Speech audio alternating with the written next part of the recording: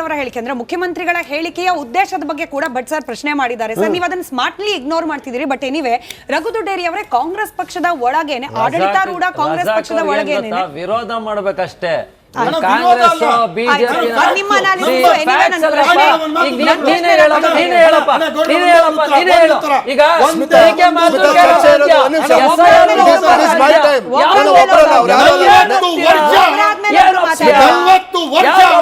ರಾಮನಗರದ ನಾಗರಿಕರು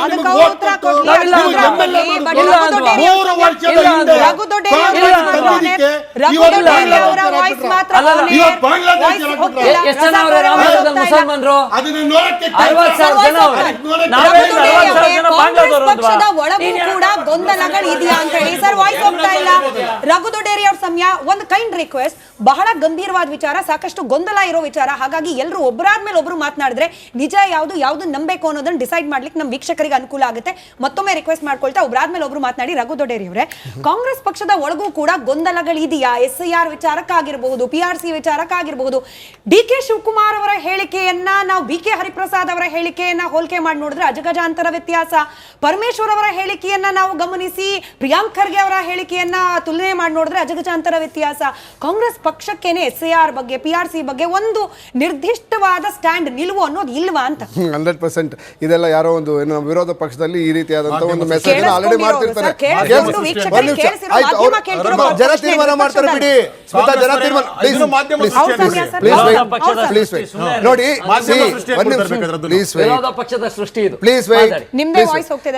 ನೋಡಿ ನಾನು ಹೇಳ್ತಾ ಇರ್ತಕ್ಕಂಥದ್ದು ಸ್ಮಿತಾ, ಆ ರೀತಿಯಾದಂತ ಯಾವುದೇ ಗೊಂದಲ ನಮ್ಮಲ್ಲಿಲ್ಲ. 7 ಕೋಟಿ ಕನ್ನಡಿಗರೇನಿದ್ದಾರೆ, 5.6 ಕೋಟಿ ವೋಟರ್ಸ್ ಇದ್ದಾರೆ ಕನ್ನಡಿಗರು. ಅವರಲ್ಲಿ ಆಲ್ರೆಡಿ 5.5 ಕೋಟಿ 5 ಲಕ್ಷ ಜನರನ್ನ ನಾವು ಆಲ್ರೆಡಿ ಮ್ಯಾಪಿಂಗ್ ಮುಗ್ದಿದ್ದಾರೆ ರಾಜ್ಯ ಸರ್ಕಾರ ಅಂದ್ರೆ ಎಲೆಕ್ಷನ್ ಕಮಿಷನ್ ಜೊತೆ. ಸೊ ಅಂದ್ರೆ ಏನಂತ ಅರ್ಥ, ಉಳಿದಿರ್ತಕ್ಕಂಥ 50 ಲಕ್ಷ ಜನರು ಅನ್ಮ್ಯಾಪ್ಡ್ ಆಗಿದ್ದಾರೆ, ಅಂದ್ರೆ ವೋಟಿಂಗ್ ಇಂದ ಆಲ್ಮೋಸ್ಟ್ ಡಿಲೀಟ್ ಆಗಿದ್ದಾರೆ. ಅವರನ್ನು ಮತ್ತೊಮ್ಮೆ ಇನ್ಕ್ಲೂಡ್ ಮಾಡಬೇಕು ಅಂತಂದ್ರೆ ಮತ್ತೊಮ್ಮೆ ಫಾರ್ಮ್ 6 ಅನ್ನ ಅಂದ್ರೆ ಹೊಸದಾಗಿ ಅವರು ಹೊಸ ಮತದಾರರಂತೆ ಅರ್ಜಿ ಹಾಕಬೇಕು. ಸೊ ನಾವ್ಯಾಕೆ ಈ ವಿಚಾರವನ್ನ ನಮ್ಮ ಕೇಂದ್ರ ಸರ್ಕಾರ ಎಲೆಕ್ಷನ್ ಕಮಿಷನ್ ಅನ್ನು ಉಪಯೋಗಿಸಿಕೊಂಡು ವಾಮ ಮಾರ್ಗದಿಂದ 7-8 ರಾಜ್ಯಗಳಲ್ಲಿ ಏನು ಅಧಿಕಾರಕ್ಕೆ ಬಂದಿದೆ, ಆ ವಾಮ ಮಾರ್ಗದ ಆಟ ಕರ್ನಾಟಕದಲ್ಲಿ ನಡೆಯೋದಿಲ್ಲ ಅಂತ ಹೇಳಿ. ಸೊ ಕಾಂಗ್ರೆಸ್ ಸರ್ಕಾರ ಈ 7 ಕೋಟಿ ಕನ್ನಡಿಗರೇನಿದ್ದಾರೆ ಅವರ ರಕ್ಷಣೆಯನ್ನ ಮಾಡುವಂತ ಕೆಲಸ ಮಾಡ್ತೇವೆ, ಅವರ ಹಕ್ಕನ್ನು ರಕ್ಷಣೆ ಮಾಡುವಂತ ಕೆಲಸ ನಾವು ಮಾಡ್ತೇವೆ. ಅದಕ್ಕೋಸ್ಕರ ನಾವು PRC ತಂದಿರ್ತಕ್ಕಂಥದ್ದು. PRC ನಾವು ಒಬ್ಬರೇ ಫಸ್ಟ್ ತಂದಿಲ್ಲ, ಕೇಂದ್ರ ಸರ್ಕಾರ ಅದು ನಾವು ತಂದಿರೋ ತಪ್ಪು ಅಂದ್ರೆ ಕೇಂದ್ರ ಸರ್ಕಾರ ಬಿಜೆಪಿ ಅಧಿಕಾರದಲ್ಲಿ ಇರ್ತಕ್ಕಂಥ ನಾರ್ತ್ ಈಸ್ಟರ್ನ್ ಸ್ಟೇಟ್ ಅಲ್ಲಿ ಕ್ಯಾನ್ಸಲ್ ಮಾಡಿ 6 ರಾಜ್ಯ ಪ್ಲೀಸ್ ಆಮೇಲೆ ಮಾತಾಡಿ 6 ರಾಜ್ಯಗಳಲ್ಲಿ ಕೇಂದ್ರ ಸರ್ಕಾರ ಕ್ಯಾನ್ಸಲ್ ಮಾಡ್ಲಿ. ಶೋಭಾ ಕರಂದ್ಲಾಜೆ ಕಡಲೆ ಬೀಜ ತಿಂತಾರೆ, ಹೋಗಿ ಸ್ಟಾಪ್ ಮಾಡ್ಲಿ. ಕೇವಲ ರಾಜಕೀಯ ದ್ವೇಷದಿಂದ ಈ ರೀತಿ ಮಾಡೋದು ತಪ್ಪು. ಸೊ ನಾನು ಕೇಳ್ತೇನೆ, ಈಗ ಇವ್ರು ಇತ್ನಾಳ್ ಸರ್ ಅವಾಗಲೇ ಒಂದು ಮಾತು ಹೇಳಿದ್ರು, ಪಶ್ಚಿಮ ಬಂಗಾಳದಲ್ಲಿ 27 ಲಕ್ಷ ಜನರ ಭಾರತೀಯರಂತಿದೆ, ಅವರ ಹಕ್ಕನ್ನ ಚ್ಯುತಿಗೊಳಿಸಿ ನೀವು ಅವರ ಮತದಾರರಿಂದ ದೂರ ಇಟ್ಟರಲ್ಲ, ಆ ರೀತಿಯಾದಂತ ವಾಮ ಮಾರ್ಗದ ಆಟವನ್ನ ನೀವು ಕರ್ನಾಟಕದಲ್ಲಿ ಆಡಕ್ಕಾಗೋದಿಲ್ಲ. ಯಾಕೆ ಅಂತ ಹೇಳಿದ್ರೆ ಇಲ್ಲಿರ್ತಕ್ಕಂಥದ್ದು ಜನರನ್ನ ರಕ್ಷಣೆ ಮಾಡುವಂತ ಸರ್ಕಾರ ಕಾಂಗ್ರೆಸ್ ಸರ್ಕಾರ, DK ಶಿವಕುಮಾರ್ ಅವರ ನೇತೃತ್ವದ ಸರ್ಕಾರ. ಒಂದು ನಿಮಿಷ ಪ್ಲೀಸ್ ಸಮಯ ಕೊಡಿ.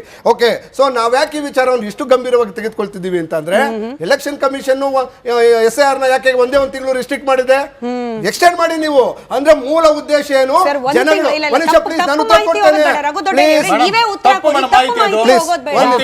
ಒಂದ್ ತಿಂಗಳ ಸಮಯ ಅಂತ ಹೇಳಿದ್ರಲ್ಲ, ಫ್ಯಾಕ್ಚುಲಿ ಕರೆಕ್ಟ್ ನೀವೇ ಹೇಳಿ. ಹೌದು, 30ರಿಂದ 30 ಸರ್ ಯಾವ ಪ್ರಕ್ರಿಯೆಗೆ ಒಂದು ತಿಂಗಳ ಸಮಯ? ಎನ್ಯುಮರೇಷನ್ ಸಬ್ಮಿಟ್ ಮಾಡೋದಕ್ಕೆ. ಹೌದು, ಇಲ್ಲ, ನೋ ಅಬ್ಸಲ್ಯೂಟ್ಲಿ ನೋ ಸುಳ್ಳದು ಇಲ್ಲ. ಒಂದ್ ನಿಮಿಷ, ಮಾಹಿತಿ ಕೊರತೆ ಅಲ್ಲ, ಒಂದ್ ನಿಮಿಷ ಪ್ಲೀಸ್ ನೋಡಿ. ಎನ್ಯುಮರೇಷನ್ ಫಾರ್ಮ್ಸ್ ಅನ್ನ ಇವತ್ತೇನ್ ಸಬ್ಮಿಟ್ ಮಾಡಿದ್ದಾರೆ, 3 ಬಾರಿ ಮನೆ ಹತ್ರ ಹೋಗ್ತಾರೆ. ಇನ್ ಕೇಸ್ ಅವರು ಸಬ್ಮಿಟ್ ಮಾಡಿ ಅವ್ರಿಗೆ ರಿಸೀವ್ ಮಾಡಿ ಫಿಲ್ ಮಾಡಿ ಕೊಡ್ಲಿಲ್ಲ ಅಂತಂದ್ರೆ ಬಿಫೋರ್ ದಿಸ್ ಮಂತ್ ಎಂಡ್ ಅವರ ವೋಟ್ ಅನ್ನ ಡಿಲೀಟ್ ಮಾಡ್ತಾರೆ ಡ್ರಾಫ್ಟ್ ರಿಲೀಸ್ ಇಂದ. ಅಂದ್ರೆ ಏನಂತ ಅರ್ಥ, ಒಂದು ತಿಂಗಳಲ್ಲಿ ಮಳೆ ಬೀಳ್ತಾ ಇದೆ, ಇನ್ನೊಂದ್ ಕಡೆ ಫ್ಲಡ್ ಆಗ್ತಾ ಇದೆ, ಬರ ಇದೆ, ಜನರೆಲ್ಲ ಮೈಗ್ರೇಟ್ ಆಗಿದ್ದಾರೆ, ಅವರ ಜೀವನ ನಡೆಸೋದೇ ಕಷ್ಟ ಇರ್ತಕ್ಕಂಥ ಸಂದರ್ಭದಲ್ಲಿ ನೀವು ಕೇವಲ ಏನು ಬಿಹಾರ ಪಶ್ಚಿಮ ಬಂಗಾಳದಲ್ಲಿ ಮಾಡದಂತ ನಾಟಕನ ಇಲ್ಲಿ ಮಾಡಕ್ ಕೊಟ್ಟಿದ್ದೀರಿ. ಅದನ್ನ ನಾವು ಬಿಡೋದಿಲ್ಲ. ಯಾಕೆ ಅಂತಂದ್ರೆ ಒಂದು ನಿಮಿಷ, ಒಂದು 10 ಸೆಕೆಂಡ್ಸ್. ಓಕೆ, ಹಾಗಾಗಿ ಇನ್ನು 7 ಗಂಟೆ